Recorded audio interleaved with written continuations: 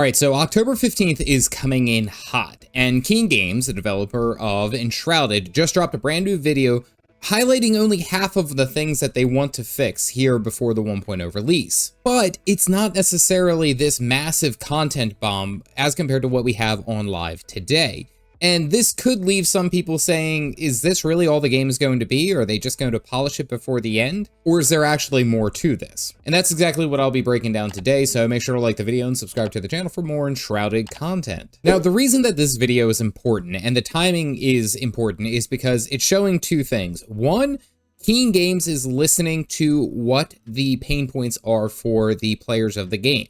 A lot of the players have talked about how sometimes the dragon boss is a little bit annoying, how their characters kind of look like hobbits, and they're not wrong. And this is all important because this is showing that Keen Games is hearing the feedback and then making active changes for the player base. They already know that they have a good amount of people who enjoy the game, who love playing it and want to keep coming back. But the other aspect of it is that they're actually making those changes instead of saying, this isn't something I should pay attention to. The other aspect of this is that Keen Games shared that they would be updating quality of life items later in the summer. Well, late summer is now. And they've also stuck true to their word. That's why I think that both of those aspects in the timing of this video is very important, because it shows that Keen Games is really listening to what the players are saying and they're holding true to the promises that they've made. I'm going to talk about specifically what they covered and what they plan on polishing as based off of the video that was released earlier today, and then give my final thoughts on it. Now, I want to make this explicitly clear. Keen Games has identified that this is only some of the changes, so not everything else. This video just seems that it's focused more so on the polish and the quality of life of the game, but that does not tell the whole story, so keep that in mind. All right, so we got to talk about the dragon in the room, and literally that's what it is. It's the fell dragon youngling, the big boss that is up in the peaks that you got to fight. And one of the things that the community has highlighted is that this is just more of a nuisance, a wall, rather than an actual challenge. And I wasn't even aware, but apparently there have been cheeses and other bugs that have caused it to just be a very simple fight and no challenge really put to it. And also, apparently everyone just focused on range combat. Apparently you can reflect the fireballs back at the boss and knock it down that way by filling its stun bar, which is pretty cool. Some of the bugs that they had talked about are the boss's health resetting halfway through the boss fight, and then even from that, it getting stuck and being unresponsive and just being dead weight. Honestly, both of those fixes alone really capitalize what the changes should be, because again, you climb all the way up to these peaks, and I remember when the dragon was first released, it was such a big deal. It was so cool to see this massive endgame boss. That's what he should be. And only to have him have bugs and have these issues, I like the idea that they're focusing on this change. They made the arena a little bit wider, and then they also made a phase where the boss lands and you can use melee attacks. So if you're a melee enjoyer like me, being up there in the fray, I can actually do something now, which is great. And possibly one of the biggest parts is that they have decided to tune the health down, scale it down, because they want it to be a challenge, but they don't want it to be a massive wall. Which, if you followed all of the philosophy of Keen Games and Enshrouded, that kind of makes sense. Like, it shouldn't be this massive barrier. It should be a challenge, but it shouldn't be something that just makes it feel like a chore, you know? And truth be told, that's the kind of honesty I'm here for.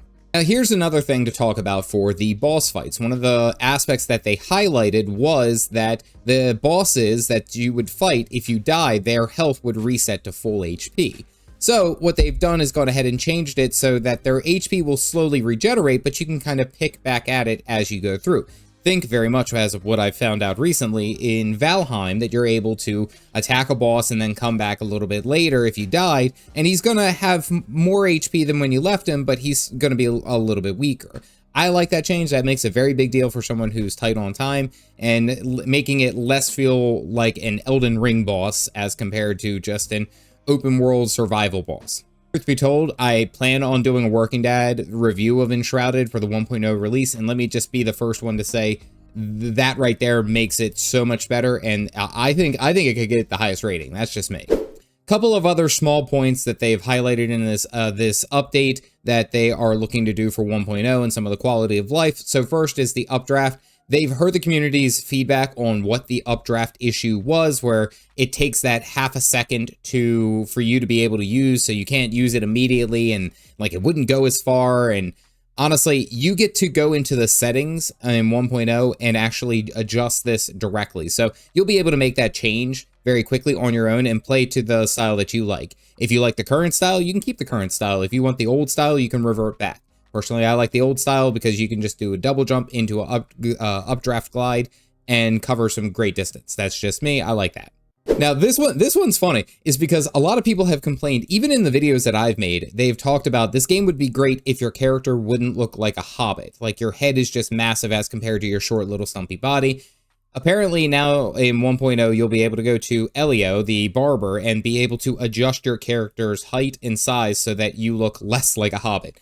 I don't want to hear any more damn comments about, oh my goodness, we look like a hobbit. You can fix it. Go finish your second breakfast. You're good. Another update that was announced is that they are fixing NPCs being stuck. Personally, for me, my huntress always ends up getting stuck under my stairs. I actually kind of like it there because I can always know exactly where she is and I can still talk to her, but it feels less real in that sense. So they're going to fix that so that the NPCs don't get stuck. That's a big aspect that they've talked about. They are making some updates for the fishing in the game, which the fishing I haven't really even gotten into, haven't really even cared to. I'll be truthful with you guys. But apparently the bait that you use attracts the fish from that particular biome. So if you use a bait that's in a specific biome, it's going to work specifically with the fish in that biome. Location of catch doesn't really matter anymore. And then on top of that, if you use the right bait, it guarantees the right tier of fish. So quality of life. So this is hopefully where I have you waiting with bated breath. No pun intended about fishing. But there are still some upcoming speculations. We do have an idea that there could be a new biome, which seems to be somewhere in the sky, which makes sense because we've had that massive wizard's tower looming in the distance that we've never been able to get to, which would be amazing to be able to get to. This would almost guarantee new enemies that we have to fight. And they've also mentioned that there is something past the big dragon that we have to fight in the peaks as far as like another big boss, which personally, I'm all for. I would love to see another big boss. I would love for us to be able to tackle something a little bit more challenging towards the end of the game. And then, of course, optimization and performance as a goal. But those are all just kind of like speculation at this point and nothing is confirmed. But I do want to reiterate what I said at the beginning of this video, that this is all really along the lines of just some changes that could happen down the road. We still have about 2 months leading up until the actual deadline of release of 1.0, so we still have some time. And my honest opinion is that Keen Games has showed us that they are focusing on polishing what they have, building the foundation first before they show you something that isn't fully ready for release. So hold your horses. We still got a couple of months, we still got some time. And honestly, this is shaping up for Enshrouded to be one of the biggest survival crafting games released ever. I can't see it not be. There's so much to love about this game and so many things that seem really, really like they are going to be the best thing for this genre. I'm excited. I'm going to be covering all the way, so make sure you like the video and subscribe to the channel for more Enshrouded content. I'll keep you guys up to date with more videos as they come out and more content drops and an idea of what to expect as we get more information. If you guys do want to see a video on how to get started in Enshrouded, if I've piqued your interest, you can click this video here. As always, stay caffeinated, folks.